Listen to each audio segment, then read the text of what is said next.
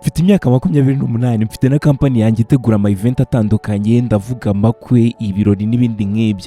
Njye na best friend wanjye twahuri muri high school, twembi twari abantu basabana, mbese turi bagasaku, duhora twishimye twisekera, twahuri muri secondaire and we clicked really quick. Ku munsi wa mbere twese duhuza twibera inshuti, kuva ubwo twatangiye kujya dukorana ibintu hafi ya byose. Sharon yambere nka sister, yambere nk'umuvandimwe ntari mfite, turakurana tunyurana mu bito n'ibinini. Ariko burya ngo inzira ntibwira umugenzi, tega amatwi wumve inkuru yanjye uyu munsi. Sharon yashatse ku myaka mike cyane, yashingiye ku myaka 19 gusa, ashyingiranwa n'umusore bakundanaga muri segonderi kuva kera. Ibyo ntabwo byari byoroshye na gato, kuko inshuti n'abavandimwe babyivanzemo impande zo mu miryango itavuga rumwe. Ariko Sharon yari seriye cyane kuri uwo musore uvuga ko ari urukundo rw'ubuzima bwe, atari we nta wundi, kuko baje kubana. Ariko n'ubundi ntibarambana, nyuma y'umwaka umwe gusa n'amezi 6 baratandukana mu mategeko. Uwo mukobwa Sharon yarababaye cyane, yarababaye aremerewe, nawe nk'abandi bose no byaramugoye kubasha kumva ari kurenga icyo kintu. Ariko nari mari namubaye hafi kuri buri kimwe cyose, twabinyuranyemo. Ku myaka 23 gusa yahise yongera ari mariage kundi umusore witwa Mark. Ku munsi w'ubukwe bwa Sharon niho nanjye nahuriye n'umugabo wanjye Love. Rero umugabo wanjye yari inshuti ya Mark, wa mugabo wa Sharon.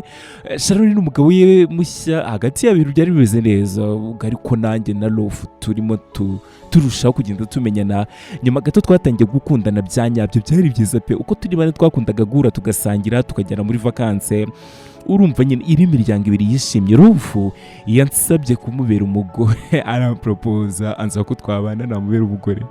Nyuma y'amezi 8 gusa turi muri relationship, naravuze nti yego rwose ndemera. Ubwo Sharon ku rundi ruhande nawe yasesame inda y'undi mwana we wa mbere w'umuhungu. Ubwo nje na Rufu twaje kubana natwe, ariko tubana nyuma y'uko uwo Sharon yibaruka, kuko nawundi nashakaga yuko yambera marena, atari we twarategereje aribaruka kugira ngo abashe kubona ikanzu nziza imubereye. Sharon rero nyuma y'igihe yaje kwibaruka undi mwana w'umuhungu, nakundaga abahungu ba Sharon nk'abanjye bwite. Nsubiye inyuma gato mu mikurire yanjye, nagiye ngira ibibazo by'ubuzima bikomeye cyane, biza gutuma numva nashaka kuzabyara. Rufu umugabo wanjye mbere yuko tubana namubwije ukuri yuko ntiteguye kumubyarira, numva nashaka abana rwose. Aranyumva kandi arananshyigishyira, ambwira yuko ankunda cyane, atankunda kubera abo bana, ati yabiza kuba abana yari bubashakira ahandi. Nta na rimwe ibivuga n'ukuri, habe n'umunsi n'umwe nigeze mubona babaye cyangwa se acomplaininga ko kuba nta mwana dufitanye, cyane ko nawe yari afite relationship nziza hagati ye n'abana ba Sharon. Yabakundaga nk'abe. Abana ba Sharon rero bazibaga icyuho mu buzima bwacu cyo kuba tudafite abana. Nyuma y'imyaka mike ibintu byose bimeze neza, nta telefone ya Sharon amamagara arira cyane, avugira kuri telefone avuga yuko arambiwe kubaho. I was really confused. Mu by'ukuri numvaga ntazi biri kujya mbere, sinabashaga kumva icyabaye. Nari ndi mu kazi, ariko ako kayibyo rero nahise mbihagarika, mbisiga ngo natse imodoka vuba cyane, ntwara nk'umusazi ngira ngo nasanga yiyahuye. Nagiye kumureba iwe mu rugo, mageze nasanze aryamye hasi, amarira y'umukara ari kumanuka ku matama y'ingira ngo hari nibe makiyaje yari yisize, ibyombo muri sink mu gikoni byuzuye bitumuzizi. Mubaje kiri kumuriza kugira ngo ambwire, ahubwo arushaho kurira. Hashize akanya atangiye gusa n'utuza, abanyeretse pregnancy stick yari afite mu ntoki, yerekana yuko ari positive nyine, ubwo bivuze ko atwite. Ariko sinasobanukirwa ko numvaga kuba twite inda y'umwana wa gatatu atari ikintu cyo kuba cyatuma umutwe bigezaho yumva arambiwe kubaho nk'uko yarabimbwiye kuri telefone. Naramuhobera ndabubwira ni congratulations darling, ibi ni byiza rwose, nizere ko ari agakobwa. None se kuki urimo kurira kandi yari inkuru nziza? Sharon ati Derek yansize, umugabo wanjye yantaye, twari tumaze iminsi tubanye tutavugana neza, ariko uyu munsi yapakiye imyenda n'ibikoresho byaragenda. Yambwiye yuko azanyereza impapuro za divorce vuba. Ikindi cya kabiri kandi yambwiye yuko abana ngo nibimukundira azageze kubareba, ariko njye ntabwo.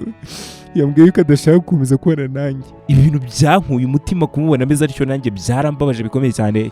Mbura icyo mubwira cyane yuko kumva yuko ari ikintu kimubaye inshuro irenze imwe, ari divorce ya kabiri. nanjye numvise abaye ari njye ntabyakira byoroshye byongeye noneho kuri iyi nshuro harimo abana amutanya abana numvise binkomerere mfata akanya mfata umwanzuro wo kuba ndetse akazi iminsi mike nkamuba hafi ntabwo yari ameze neza urumva aratwite byongeye kandi hari abana babiri b'abahungu bakeneye attention agomba kwitaho ndabonye ko bidakwiriye yuko namusiga wenyine muri iyo situation Rolf umugabo wanjye we yari afite inama y'akazi muri Chicago inama y'akazi yagombaga kumara icyumweru cyose rero umugabo wanjye nawe yarambwira ati okay nta kibazo kuba uri kumwe nabo nta kibazo mbifiteho mu gihe ntahari byarakunze rwose mbaza Sharon niki cyatuma Derek afata umwanzuro umeze utyo kugira ngo ahita asenya urugo kuko uruvaga nabyumva njye na Sharon twari tumaze imyaka myinshi cyane tuziranye kandi we na Derek nabonaga bishimanye rwose Sharon ati nyine nkuko nabikubwiye ashize iminsi dufitanye ibibazo nari nsigaye mbona atakinyishimiye na gato twari dusigaye tutakinana mu cyumba kimwe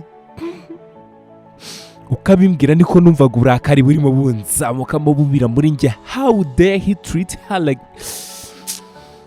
Derek numvisha ari umugabo uri wicked umugabo w'imbwa guta umugabo ushobora guta umugore we gutya atanabwiye impamvu impapuro za divorce zije nahamagaye Rolf umugabo wanjye ndamubwira ntiganirize inshuti yawe Derek sheri ibi nari gukora ntabwo byumvikana ni gute umuntu w'umugabo muzima asiga umugore utwite n'abana babiri amutaye mu gihe ubwo ari bwo mukeneye bikomeye Derek ati darling ndabyumva rwose uburakari bwawe ndabwumva sheri ariko Sharon nubwo ari inshuti yawe rwose it's alright ntacyo ariko nzagerageza muvugishe dore dusigaranye iminsi 2 muri Chicago nzagaruka mu Rwanda nzamuvugisha nanjye nti Derek ni inshuti yawe ushaka uburyo mwicarana muganira ibintu ari gukora ntabwo ari byo umugabo wanjye ati okay darling I love you nyuma yo kumusaba kamuvugisha ku bintu bya divorce akambwira yuko azabikora nanjye naramwizeye kuko ari kavuye mu rugendo ahubwo yatashye ambwira ibintu biri kuri Derek ambwira uburyo ari wicked ari umugabo mu budashobotse udakwiriye Sharon habe na gato ahubwo ko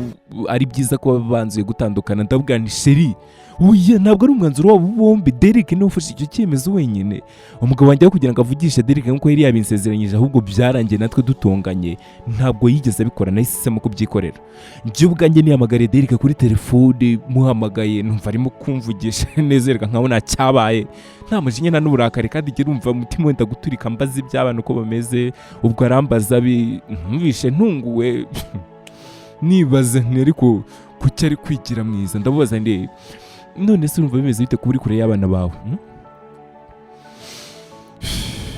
ko wakundaga Sharon kandi n'ubu nzi ko ukimukunda niki gitumye ukora ikintu nk'iki Derek nawe ati ndumva icyo atari ikiganiro twakabaye tugiranira kuri telefone nkeka ko byaba byiza duhuye tukabiganiraho neza turi kumwe narambwiye nti bibaye bishoboka n'ubu ngubu waza tugasangira lunch ahantu ndi kano kanya kuri Avenue aho ndimo gutegura umukiriya wanjye nahise mwereza location kuri WhatsApp arahansanga ariko sinigeze mbwira umugabo wanjye ko ngiye guhura na Derek naramwihoreye kandi rwose icyambwiye kutabimubwira cyarakoze kuko iyo Rolf amenye ko ngiye guhura na Derek ariko byitambikamo bikatuma ntamenye ukuri njyewe impamvu yo gusenyuka ku rugo rwabo Derek araje turisharana pe turasangira turimo turarya nibwo yambwiye neza uko ibintu bimeze Derek ati ya ndabizi rwose ukunda Sharon cyane kandi rege ndamukunda bikomeye cyane ariko Sharon yarampemukiye cyane yanciye inyuma inshuro nyinshi cyane ariko kuri inshuro yo I can't ignore it ubu none uko byanganira biranza bigeze urumva binani avuze cyo habuze gato ngo mukubete kirahure cya wine ndavuga nti gute ushobora gushinja umuntu nka Sharon icyaha nk'icyo Sharon ukuntu muzi ntabwo yakora ibintu nk'ibisetse niba uri kuvuga atari ngende kuvuga byanze bikunze hari umuntu wabateranyije byanze bikunze Derek reba mufitanye abana babiri wa gatatu nawe agiye kuvuka mutamo kubura mu buzima bw'abana bawe hejuru ya misunderstanding maybe muhanya akanya mukaganira ushobora gusanga ibyo utekereza atari byo atari ko byagenze ariko Derek ikintu yambwiye cyatumye noneho ntangira gutekereza kabiri nibaza niba ari Sharon nzi cyangwa ari undi muntu naratunguwe cyane ndabizi ko nawe bigutunguye nanjye byaranunguye Derek ati ndabizi ko nawe bigutunguye nanjye byaranunguye ati sibyo gusa bari abana babiri ubona b'abahungu afite ntabwo ari abanjye n'ubwo ubona twite nawe si uwanjye ubuseka ko ngaho mbwira niki kindi nakoretse gutandukana n'uwo mugore unci inyuma bigezaho numvishe nkubiswe n'inkuba ndavuga nti Derek are you sure ibyo uvuga bihagazeho neza niba atarabawe se n'abandi hashize amasegonda nk'icumi Derek atarimo ansubiza ahubwo arimo anyitegereza mu maso cyane ati naba umugabo wawe. Natangiye kumutuka no kubwira nabi cyane numva ndarakaye ni uri umugabo w'imbwa cyane. Urugarura ko rero nuhisemo gusenya n'urwanjye nafashe isakoshi yanjye ndikubita ndigendera. Ngenda nirukana nareba inyuma ngira ngo ntahe anyiruka mfata akaboko ati garuka ubanze unyumve. Si wowe wamubwiye ngo tuganire. Garuka rero ubanze unyumve utajyana amakuru y'igice ugasanga ukoze amahano. Ndavuga nti Derek ndekura gumanuka kuri kwawe nanjye ndagumana kwanjye iki. Ntago nkurekura. Derek ati ngwino tuganira aracyari ibintu byinshi ukeneye kumenya. Singusabye kubyizera icyo gusabye no kuntega amatwi ukanyumva. Hashize imyaka myinshi mbizi ko bigoye almost impossible ko njye nabyara. Nyuma y'imyaka 10 nari maze mu gisirikare nibwo nakoze check up dogiteri wanjye ambwira yuko ntazigera mbasha kubyara yuko niyo nabona urubyaro nzarubona bigoye. Ku munsi wa mbere rushaho nabwira yuko atwite narasaze cyane. Ibyishimo byari byinshi kuri njye. Numvaga ari igitangaza kuri njye kuba naba mbyaye. Ndavuga nubwo yaba ari wowe nyine nta kibazo umuhungu wanjye avuka kitse ameze neza. Numvaga nubwo yaba ari umwana wenyine twaba tubonye ntacyo nagaye Imana. Sharon rero asamye indi nda ya kabiri narishimye yego, ariko noneho nangira kugira amakenga. Nangira kwibaza niba koko mfite ikibazo cyangwa se dogiteri wanjye yaranyibeshyeho. Ubwo mu mezi 6 ashize nakoze DNA test Mwibanga. Result zije zagaragaje yuko abo bana atari abanjye, bari abahungu beza atari abanjye. Natashye bize nk'umusazi nawe urabyumva. Aho n'ibibazo byanjye na Sharon byatangira, ariko nyuma y'igihe ansaba imbabazi amanywa nijoro naramubabariye pe. Nakundaga Sharon bikomeye cyane ku buryo nubwo yamemukira bikomeye cyane sinabashaga kwibona ntamufite. Naramubabariye mubwira yuko nzakomeza kurera abana nk'abanjye cyane ko nabakundaga already nk'abanjye. Sinigeze nshaka no kumenya abana ngo ninde se, numvaga atari ngombwa turabirenga rwose. Twemeranya yuko icyo kiganiro tutazanakigarukaho ukundi. Kugeza ejo bundi Sharon ambwiye yuko atwite none nagize amatsiko yo kumenya se w'abana kugira ngo nanumve nibuze niba bahuje se cyangwa se umugore wanjye aryamana n'abagabo batandukanye. Umugore wanjye ati abana ni aba love. Sharon ndamukunda cyane ariko this time kugumana nawe ntibishoboka. Derek ya magambo ya nyuma yivuze arimo ahaguruka ku meza afata konaki yigendera. Ansiga aho ngaho meze nk'ukubiswe n'inkuba. Feri ya mbere nayifungiye kwa Sharon. Ninjira nk'umusazi mitabozi bya se w'abana nawe ati atangira kuzemba imbabazi no kurira. Nibwo namenye yuko ibyo Derek yambwiye byose ari ukuri nubwo ntari nabyize. Wenda rufu kunci inyuma byo nabyumva, ariko wowe Sharon niwe muntu nize muri buno buzima nicujije cyatumye nkumenya mu buzima bwawe. Urakoze Sharon. Narasutse ndataha ariko sinigeze mu rugo.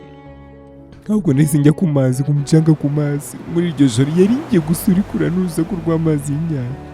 Uwo ni umunsi mu mateka y'ubuzima bwanjye ntazibagirwa. Nyuma y'amasaha make ntibuka umubare namaze nicaye aho ngaho narashyize ndataha. Mfata ibintu by'umugabo wanjye n'umujinya mwinshi mbijugunya hasi z'ibindi ndabishwanyaguza. Cyane ko iyo nzu yari y'umugabo yari y'ababyeyi banjye bambaye nk'impano, so yari ikiri mu mazina yabo, nta kirofu yagombaga kumbaza. Sinashakaga kongera guhura n'umugabo wanjye ukunda umuhemu mubi nk'uwo. Sinifuzaga ko hari andi twahurira muri buno buzima. Kuri telefone naramwandikiye ndamubwira nti impapuro za divorce zabona nzikohereje.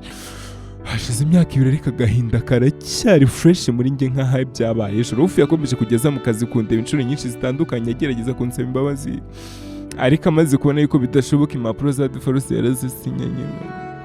Kuva ubwo sinongeye kuvugana na Sharon ukundi. Ntitwongeye no guhura. Bisa naho yari yarimutse yigire mu wundi mujyi cyangwa se yavuye mu gihugu, ariko sinari mbyitayeho. Gusa nyuma y'imyaka 2 tutavugana tutabonana yarampamagaye.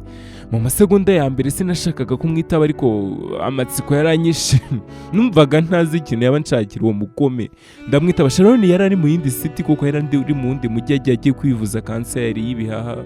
Kanseri yari igeze kuri stage ya 2. Dogiteri rero yavugaga yuko kuri we hakiri amahirwe yuko bamuvura igakira. Sinabyitayeho na gato. N'abandi bose twari twazanye kumusura, ubwo twaragiye kumusura, buri umwe yaritaye. Sharon rero yambwiye yuko muri we yumva ntagiye asigaranye cyo kuba yakwirira abana. Yamamagaye ansaba yuko nazaba musigararira igihe yaba atakiriho. Naramwumvisha ariko ndavuga ni wiyiteho, nkupa telefone ndabyemera nyine. Nta bindi byinshi twumvaga twavugana. Nyuma y'ibyumweru bike nitabye indi telefone bambwira yuko Sharon yitabye Imana. Nariyanze, numva ndirakare cyane, numva ndi umugome. Kwihagararaho byaranani, naraturitse ndarira, numva ndiyanze, numva nanjye kwishinja ikosa mu mutima ryo kuba ntarabashije nabashije kumuha imbabazi hakiri kare nkaba muretse agapfana umutima umucira urubanza. Ariko kimwe cyo nuko kumusigaranira abana byose nabitekerejeho kabiri, narabafashe ndabarera cyane yuko ubona n'insanzwe mbazi tuziranye, nabakundaga nk'abana banjye kandi nabo ndabizi yuko bari banzi bankundaga kugeza na n'ubu, kandi iteka ryose bazahora batoneka inkovu z'igikomere nyine, ariko sinaba mubi bigezaho cyane ko nari mbizi ko Love umugabo wanjye adashaka kubitaho nk'uko mama wabo yari kubikora. Inkuru yigisha, ese koko ndi mubi, ndi umugome kuba ntarabashije kumubabarira hakiri kare atarapfa? Rimwe na rimwe hari imbabazi umuntu atanga byoroshye, ariko rimwe na rimwe hari n'izifata igihe. Kuba utinze kubabarira uwo muntu ntabwo bivuze yuko utari umuntu. Ndabizi yuko bigoye kubabarira umuntu bitewe n'ububi bw'igikomere yaguteye, ariko ku isi nta ntwari irusha imbaraga imbabazi. Dunda on 96.7 KT Radio.